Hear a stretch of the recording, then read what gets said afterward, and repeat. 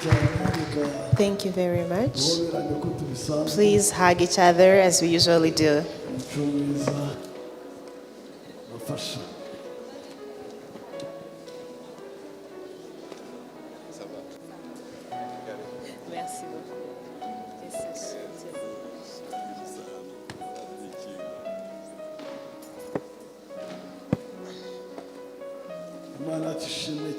Praise be to our Lord God. Maybe you're still hugging each other, that's why you did not reply. Praise be to the Lord.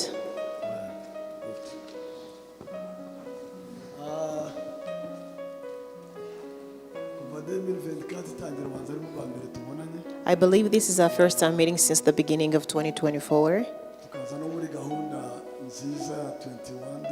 And we are visiting in a wonderful program of 21 days, preparing the Easter celebration.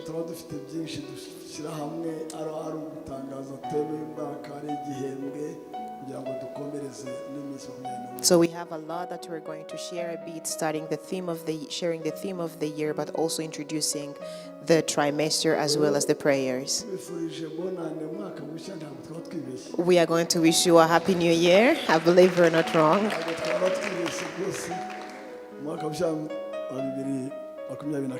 Happy New Year 2024. Let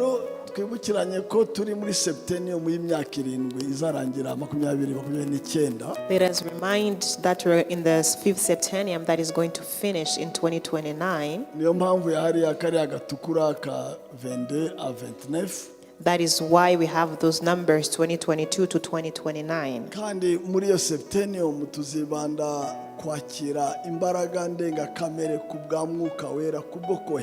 And in that septennium, we are going to speak of the supernatural empowerment by the Holy Spirit for mission.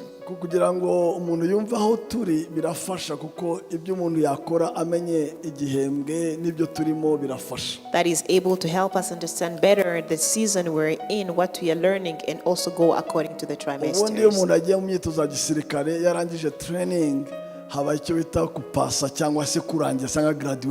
Usually when someone is done with their training in being a soldier, then there's something that happens that's called a graduation. The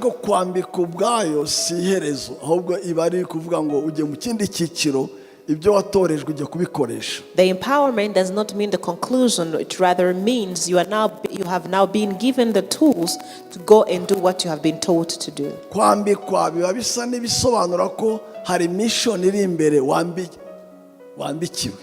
The empowerment means there is a mission ahead from which you have been prepared for. In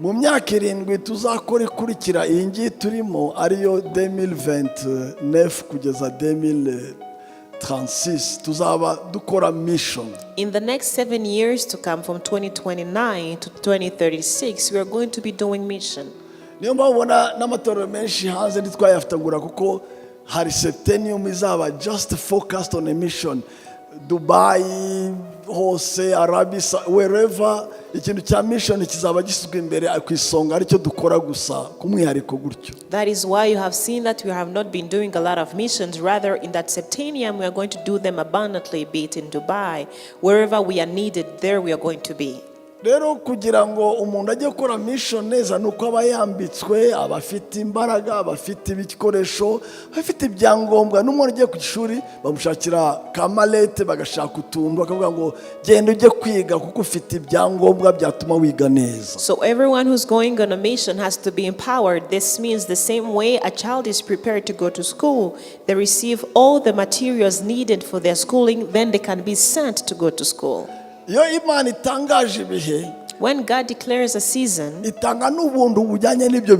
also gives a grace according to that season.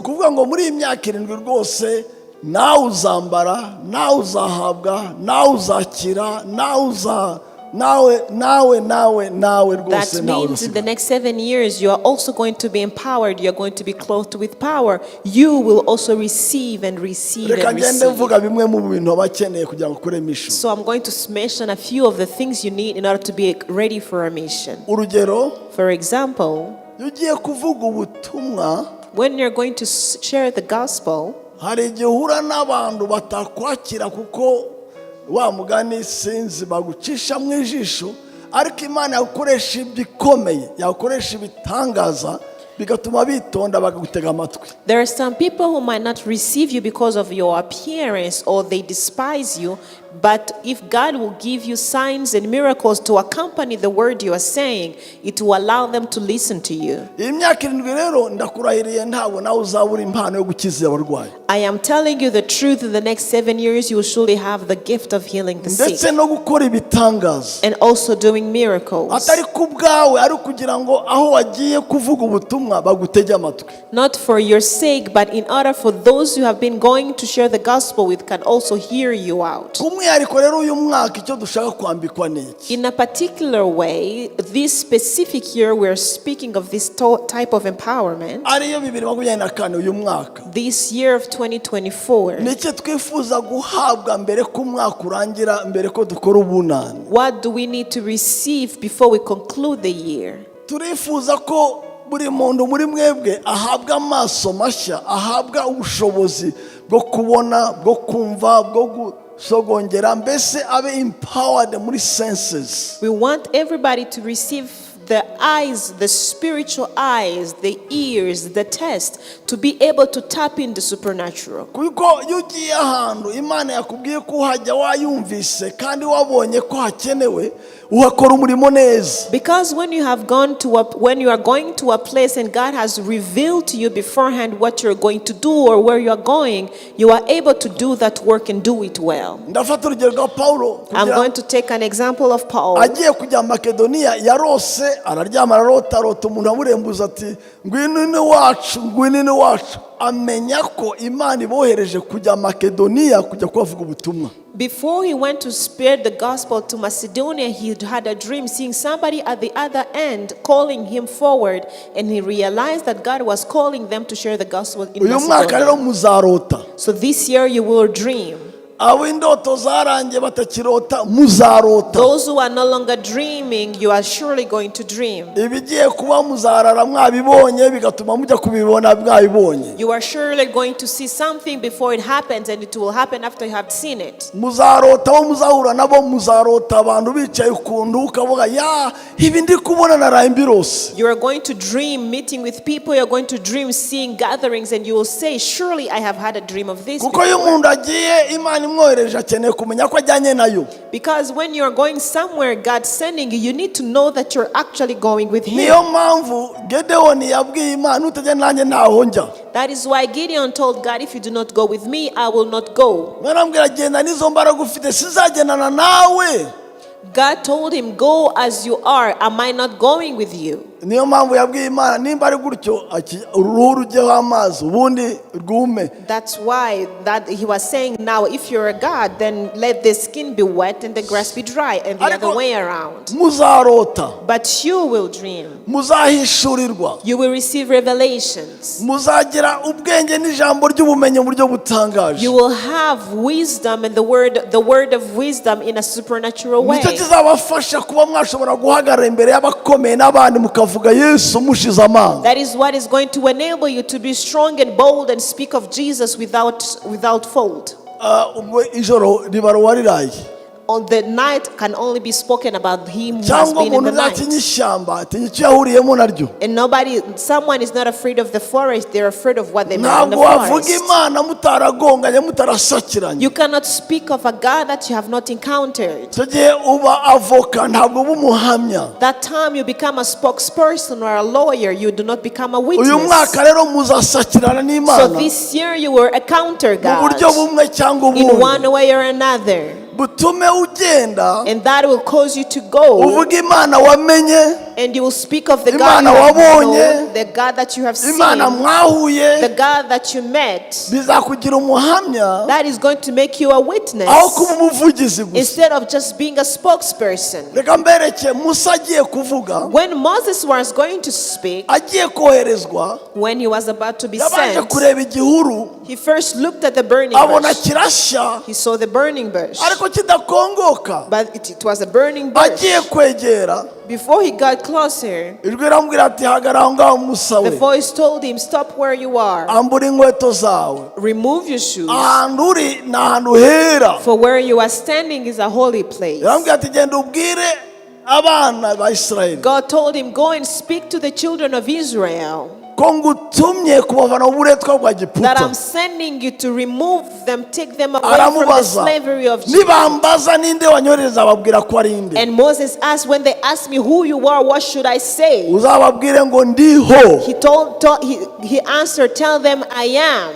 Amuha n'inkoni He gave him a rod izahinduka inzoka. that will become a snake. Amuha n'ibitangaza He also gave him miracles byo gutera ibibembe hanyuma bikanakira, of being leprous and being healed, kugira ngo abone uruvugiro, so that he can have a platform to abone speak, icyo avugiraho. so he can have issues or things, items, tangible things to speak Uyu mwaka about. muzakira umwuka wari muri Daniyeli. This year you will receive the spirit that was in Daniel. Daniyeli yari umuhungu bavanye mu buretwa ajyanywe wa mugani Babylon. Daniel was a man that had been captured and Hamwe took to slavery in n'abagenzi Babylon, be. and he went with his brothers. Batoranywa kwiga imyaka 3 nk'iya graduate kugira ngo barye n'inyama wa mugani z'ibwami. They were trained for 3 years, also being told to eat the food from the table of the king.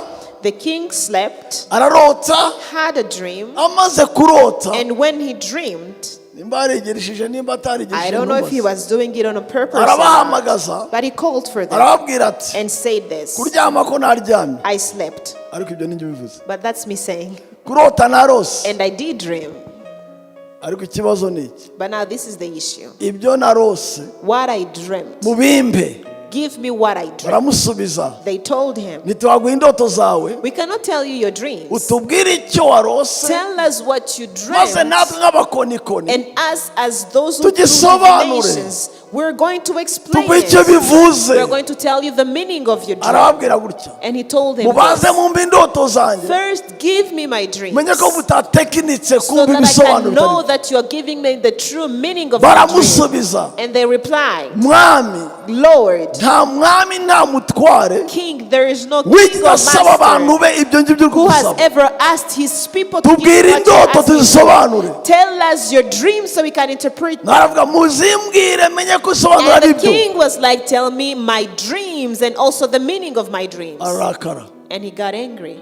And he said this, if you do not give me my dreams, I'm going to cut your throats. And then the news went to Daniel. And the Bible says that he gathered his brethren so that they can plead to the Lord to receive the dreams of the king. And he also went to visit the king and told him, give us time. We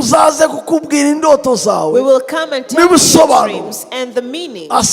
He's asking for an audience for something he hasn't received. But he's believing there is a God who there is a God who hears prayers. There is a God who can reveal, and he is able to reveal.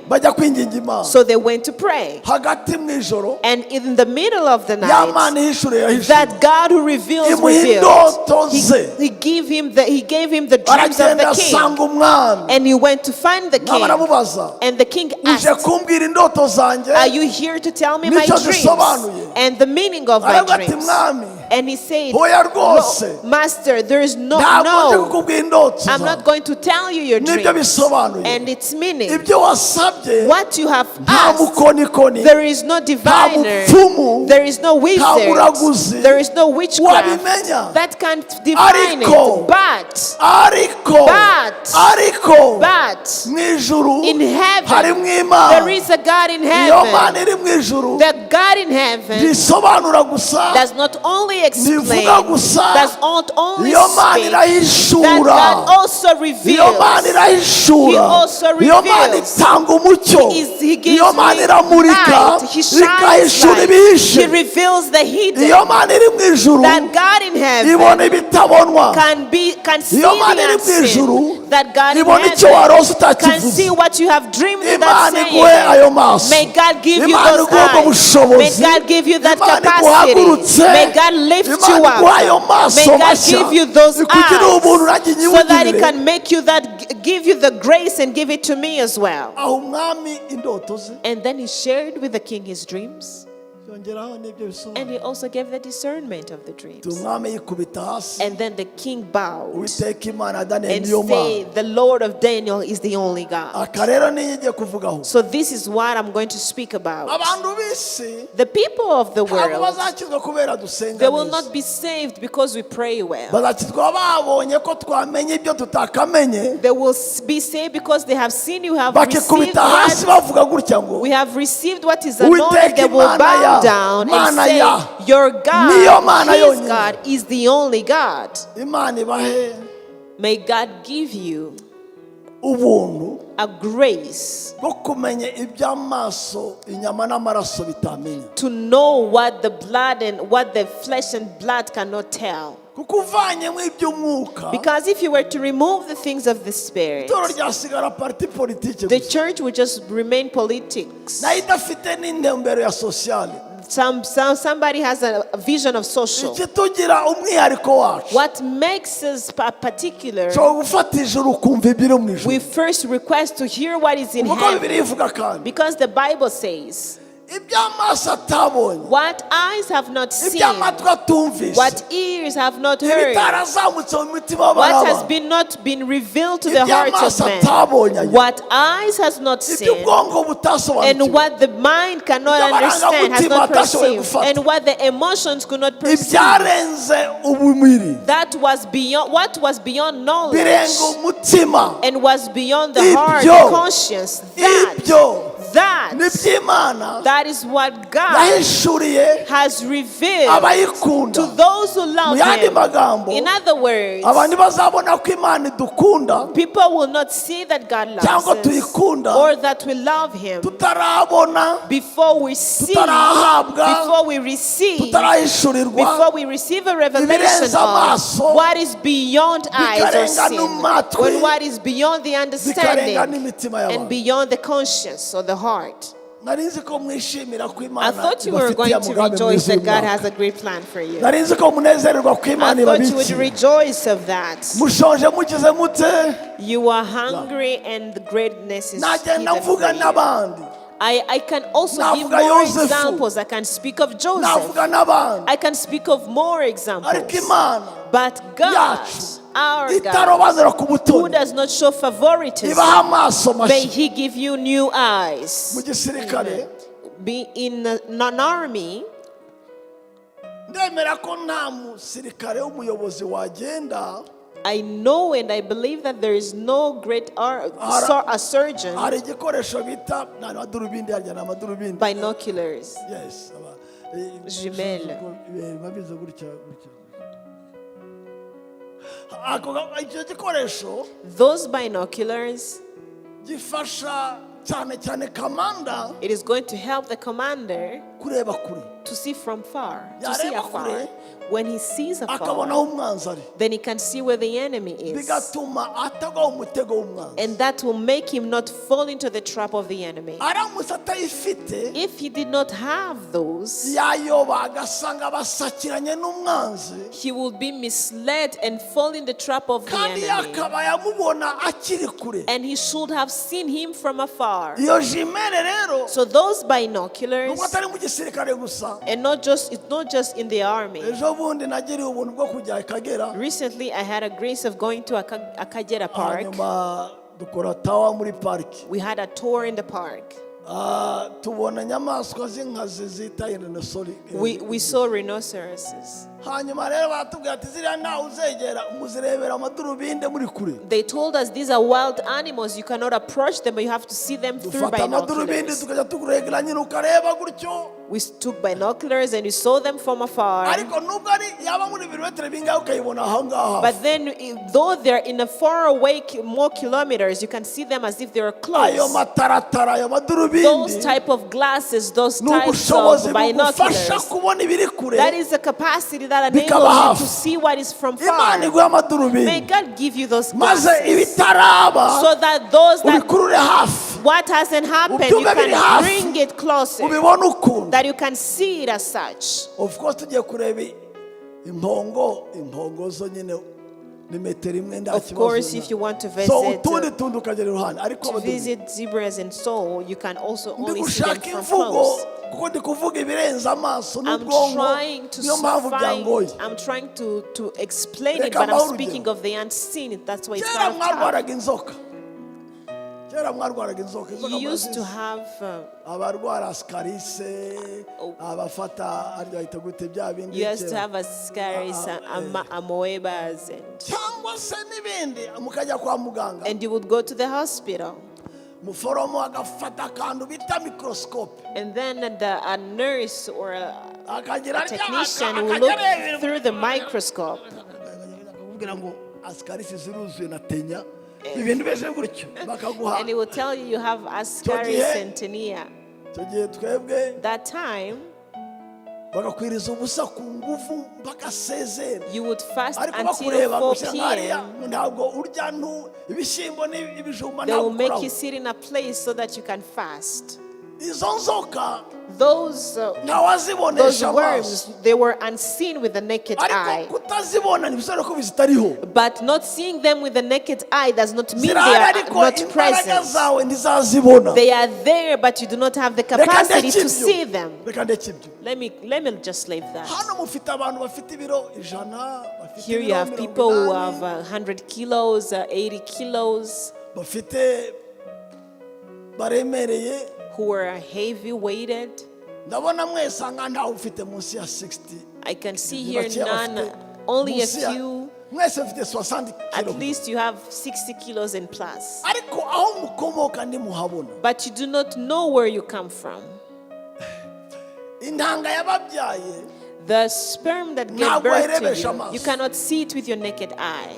ni akantu kangana kari mikoroscopike It's something that is microscopic that they have to see through a microscope. bakagashaka gutya They have to seek for it, ari igi ry'umugore ari iryo ry'umugabo be it an ovum on a uwo muntu sperm. mureba ufite ibiro 100 The man that you see with 100 kilos hava mu bitaboneka comes from the unseen. ariko kugira ngo umukore study hakeneye mikoroscope yo But in order for you to do the study, you need a microscope. ujya kuvuka bamwe muri mwebwe ni nanga wavutse atujije amezi Who was born premature watari here? isoni azamura ikiganza If you're not shy, you can raise your ikiro hand. kimwe If you cyangwa were born- agarama 800 If you were born premature wagiriwe with neza no ava mu birth busa weight, arasohoka and you had a grace of being alive now. wavutse ari munsi y'ibiro 3 Who was born less than 3 kuko kilos? mundeba ubu wa mbere ni umusemuzi wari ufite bingahe 2.5 2,500 wari ufite bingahe ntabwo yabimenye nta kibazo nta wundi ubizi utaravutse mu kirere so rero Anyone else who knows how much they were waiting? Let me give you an example. uriya mugabo watashye Bishop David Mutabazi wo kuri Goma, Bishop David Mutabazi from Goma, who passed away, late amaze bishop. imyaka 15 atabona urubyaro, hanyuma Imana imugira neza umugabo araza gusama, After 15 years of not having a child, they had a grace of being pregnant. hanyuma uwo mugore afite amezi nk'andwi gutyo, And around 7 months of the pregnancy, kubera yarwaye tension baba ngombwa yo bavanamo kibondo kugira ngo mbese abeho kuko yarafite high blood pressure. she had preeclampsia, so they had to deliver the baby Umwana avuka afite garama 850. The child was born with 850 grams. Yari munsi y'ikiro kimwe. That was less than a kilo. Amaze icyumweru atakaza 500. After a week, the baby lost 500 grams. Asigara na 800 garama. And he was left with the 3. So he called me and said, umwana nabyaye ni nka remote, I gave birth to a baby with the size of a remote. It's like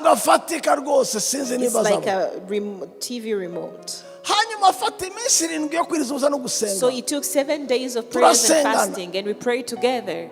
hanyuma ajya ku bitaro And then he went to the barambwira ngo hospital. bajye batangira kugafata uko kangana kose And bagashyira then mu gatuza they started holding the uburyo baby in bishyushya kangaroo. contact. There is a way it was uwo munsi wa conducive. karindwi avuye mu masengesho arambwira ati papa On the Imana seventh day, yambwiye he said, God told me this. arambwira yari agiye kwiyogoshesha gutya arambwira ngo nabonye igisore cy'ikiruba kirekire hari umusore twa Kimanga wabaga iwawo ayiririmbaga aravuga ngo Imana yambwiye ngo nturebe ko kangana gutya nka remote God told uyu me, mwana azakura abe munini n'igihangange angane na Kimanga rero yari afite nka metero hafi ebyiri yari mu gihugu cy'igisore gutya aravuga ngo uko umureba uko adafatika ari garama God magana told him, as you see him, he's very azava small. nk'umugabo He's going to w'igihangange become a great man.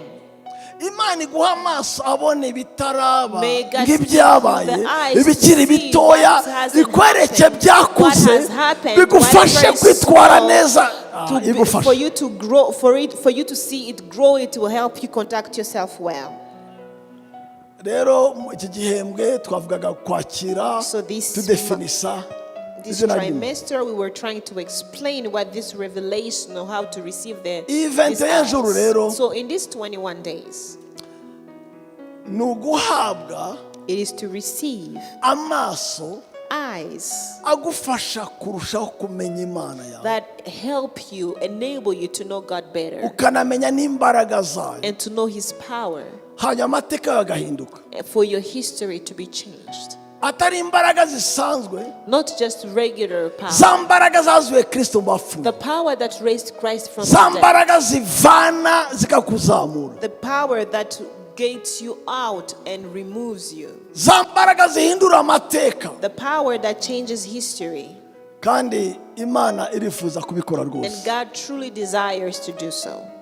dutangire Abefeso 1:15 We are going to start with the verse of Ephesians chapter 1 verse nicyo 15. gituma nanjye maze kumva uburyo mwizera umwami Yesu mugagira gute For this reason, ever mugakunda abera bose since I heard about your faith in the Lord Jesus and your love for all nanjye God's nkavuga ngo people. kuba mwaje muri 20 And I'm saying, as you came in these 21 days, nuko mwizeye Imana it is because you believe in the nuko Lord, muyikunda for you love Him. kunda gitugu cyabazanye Because nobody brought you here mwaje by mushaka force. Imana You yanyu came here seeking your God. ntawabafashe ngo ntimufungure No one no ariko one forced you murashaka to not Imana fast, but you are really mufite seeking inzara God. y'Imana You have the thirst mufite of God. inyota You y'Imana have the thirst and niyo mana hunger of mushaka God. ibiyereke So may you find the God that you're seeking. nanjye maze kumenya uburyo mwizera umwami Yesu After knowing about your faith maze in our kumenya Lord uburyo Jesus mukunda Christ, abera b'Imana n'inzu after y'Imana learning of your love for God's people and His house, mbashimira Imana ubudaca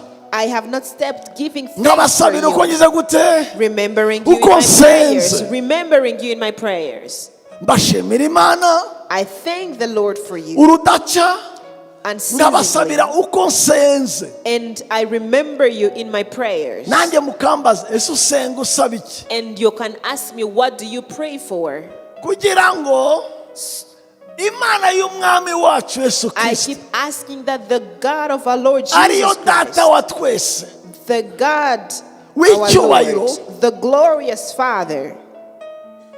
icyifuzo cyanjye ni ikihe This is what. So what is my request? mwakibonye icyifuzo cyanjye You have seen my ngaho request. mukivuge So please read it out loud.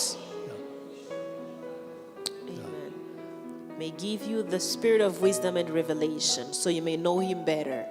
ririya umwuka w'ubwenge musimbuke You can skip for now the spirit of wisdom mufate iriya B and take the B.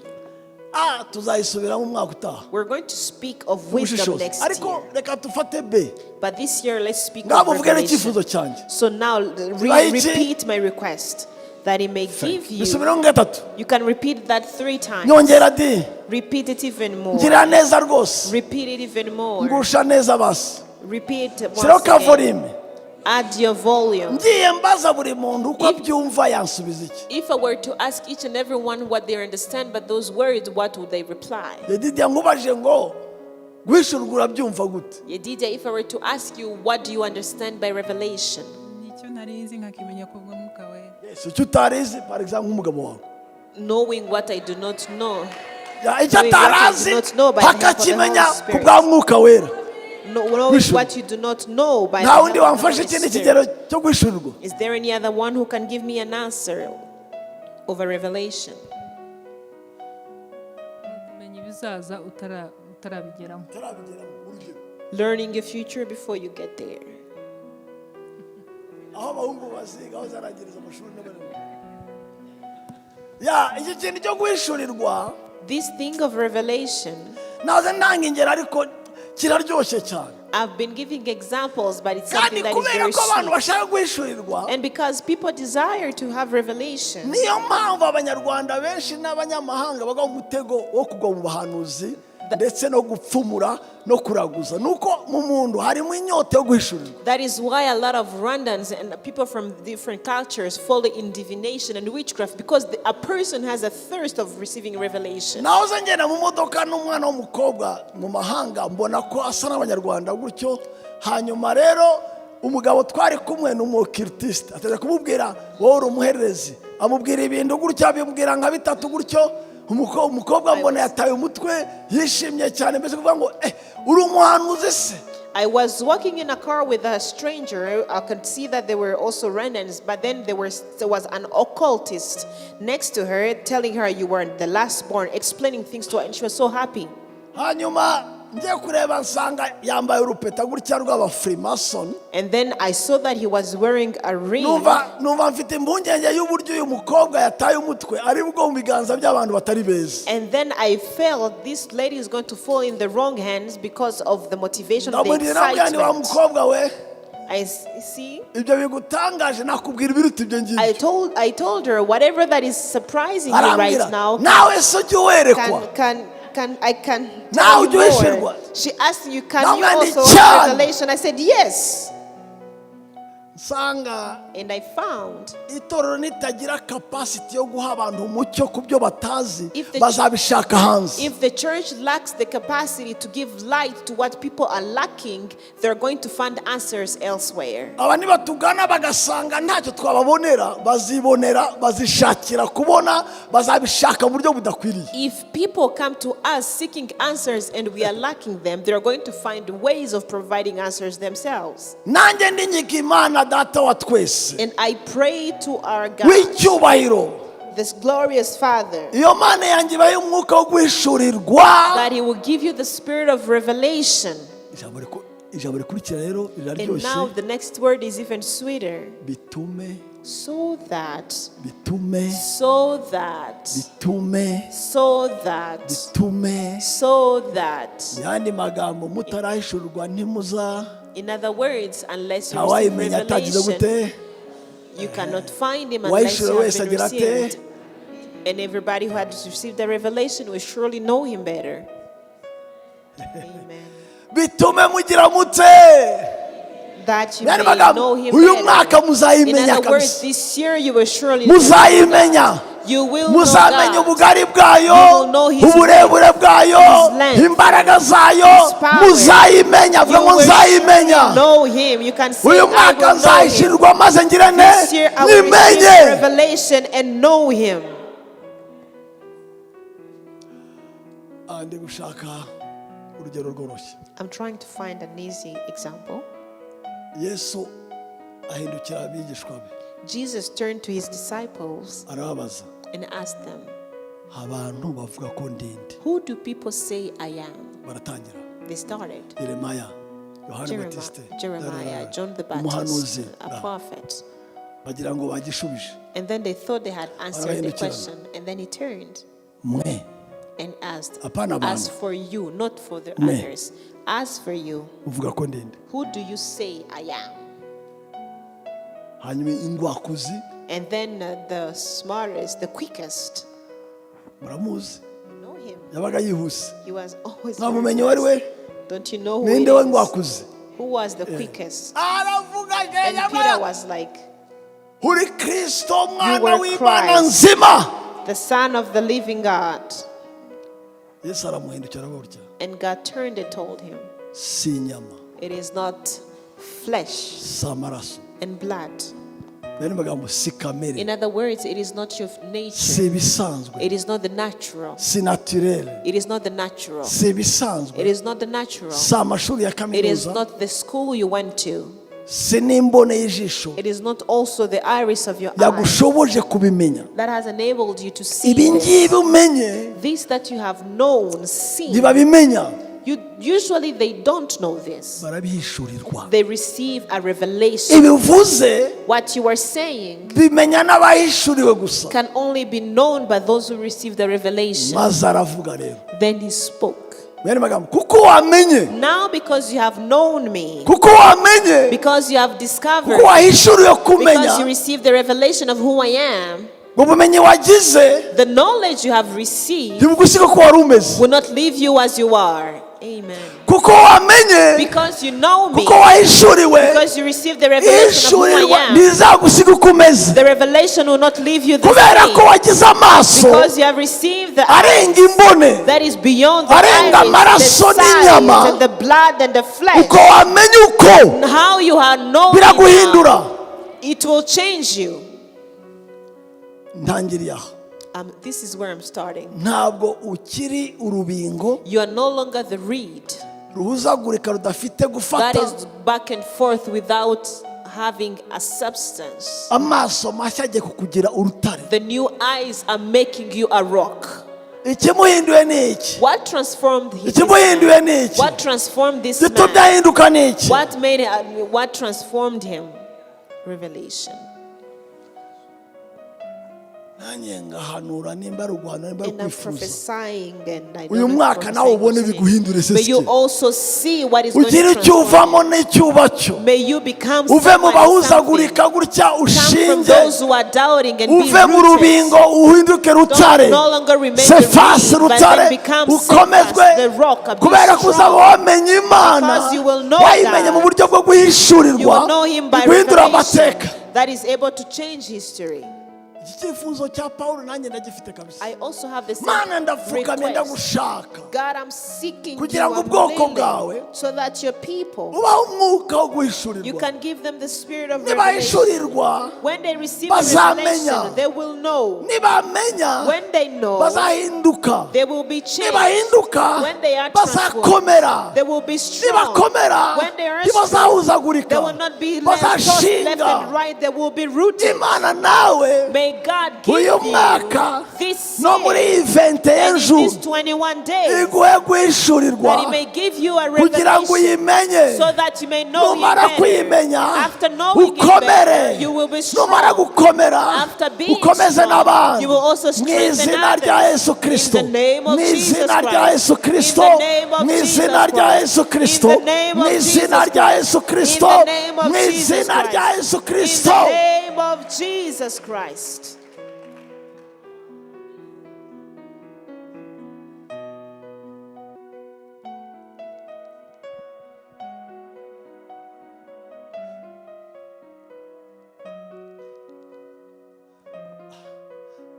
Daniel aravuga gutya.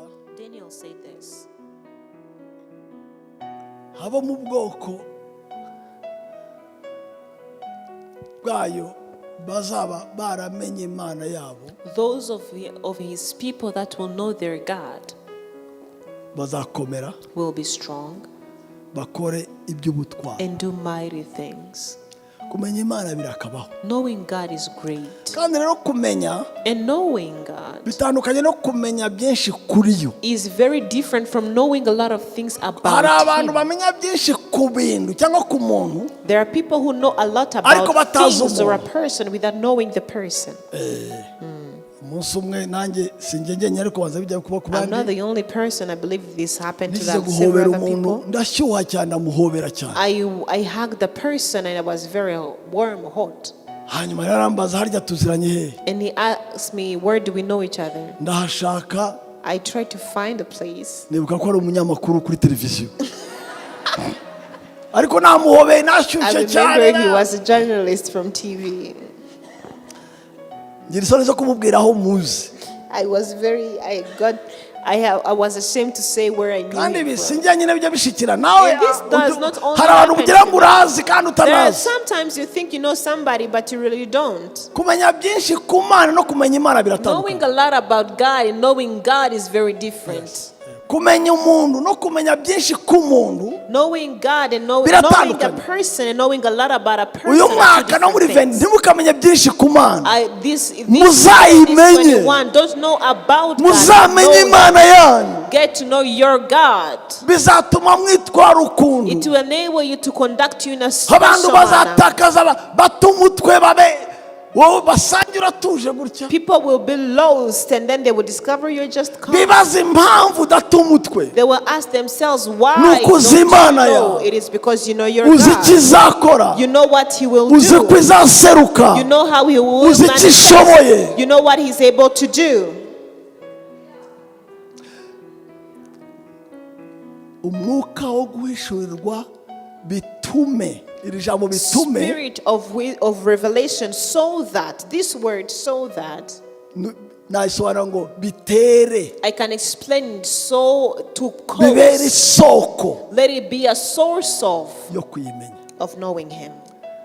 Ndagiye wenda ndabona umwanya ashize ibyo byose turacyari kumwe n'ejo We are still together even tomorrow. ngo amaso y'imitima yanyu abone uko aweza I pray that the eyes of your heart may be mumenye enlightened, ibyo mwiringizwa in order that you may know the hope iyabahamagaye, to which he has called you, mumenye n'ubutunzi and the riches bw'ubwiza bw'ibyo azaraga abera. of his glorious inheritance of his holy people. Iri jambo amaso y'imitima yanyu ahwezwe. This word, the eyes of your heart may be enlightened. Bashaka abasore batatu baze hano wenda bifashe. I want 3 young men to please come forward. Abihuta 3 young men. abihuta ya hano gutya ku murongo batatu. Yes. Umwe nyuma ye. One should go behind Nende nyuma ye. and another behind. Yes. Yeah. Aya n'amaso y'imbone aya ngaya Masasu mfite. This is the physical eyes, the sight. Yeah.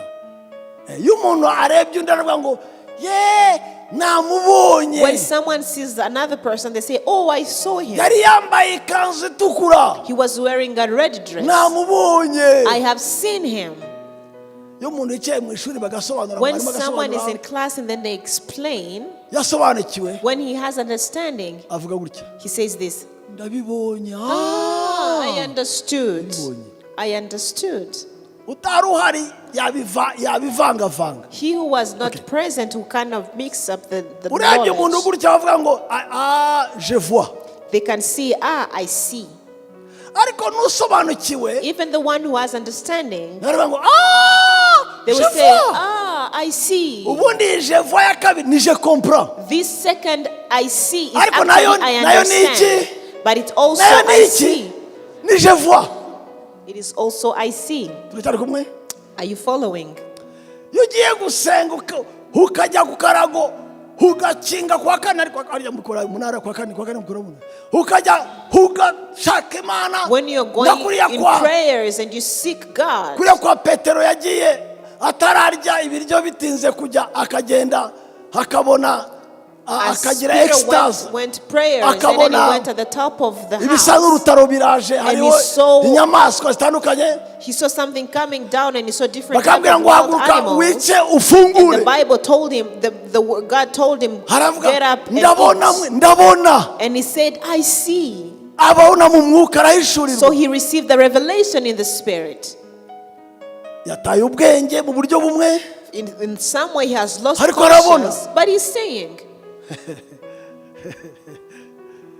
iyo Paul avuga ngo when Paul says, iby'amaso atabonye what eyes have not seen, iby'amatwi atumvishe what ears have not urabona ko heard, turacyari ku mubiri you can still see that we are on the avuga ngo physical. ibitarazamutse mu bugingo And bw'abantu what was not ibitarasobanutse raised, what you did not receive understanding for, n'iby'Imana yababikiye that's what God has kept for you. n'iby'Imana yabahishiye That's what God has kept for you.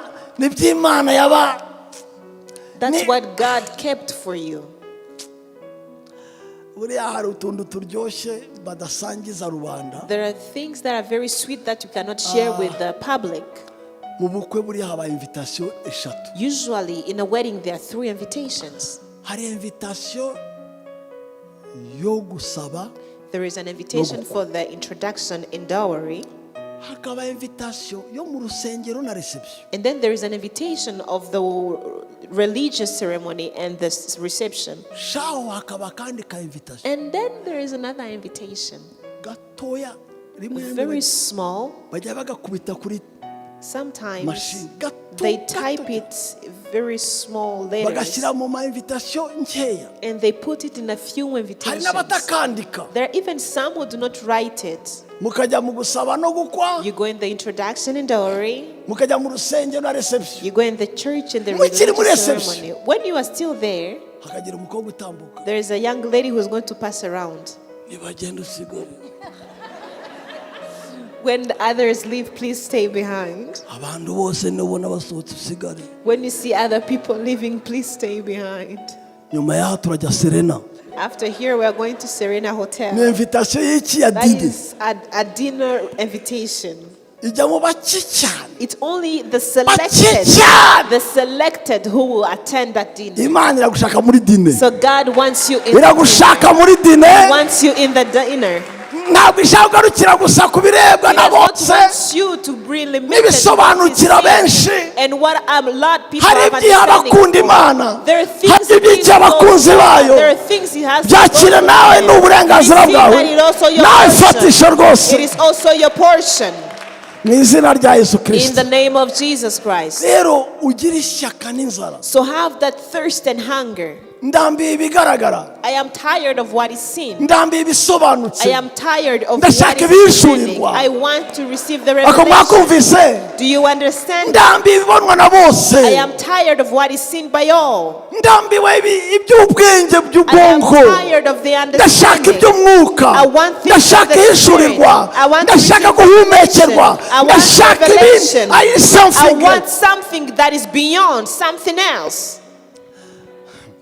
None se uragira ngo kuki abantu bakora amakosa? Why do you think people make mistakes? Uyu musore areba umukobwa akareba ikibero akareba This agatuza akareba young amabere man akareba looks at the physical akabonana appearance of a young akabona lady inzara bateye and he sees na the tiro nails and the eye pencil.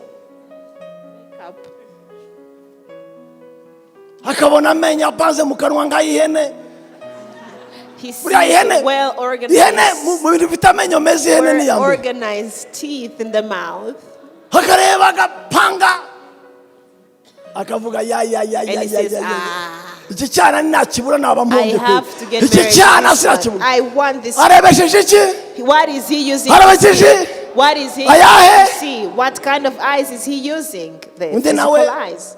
And then another one, akajya Butare he goes to Butare agasanga umukobwa ufite ubwenge and he bucyaye. meets someone, a young lady who's very amanota smart. ya mbere matematike na She shimi. has great grades in math and chemistry. umukobwa akamukanga And then he is baganira kumva excited. umukobwa ari sharp When they have a conversation, it Afite feels like ubwonko the butyaye. man, the woman is very sharp, she's very wise and intelligent. yavuga ijambo rimwe And when he says one word, umukobwa agasubiza amagambo 10 the woman replies 10 words. umuhungu akavuga And then the man says, hajya ntarongo uyu nguyu naba nongo I ibicucu byo hanze. definitely have to uyu get niwe married to mugore this one. She's umugore very smart. urabona adafite amazi mu You bwonko can see nta that mazi she's very arimo smart. She's very aracyaye smart.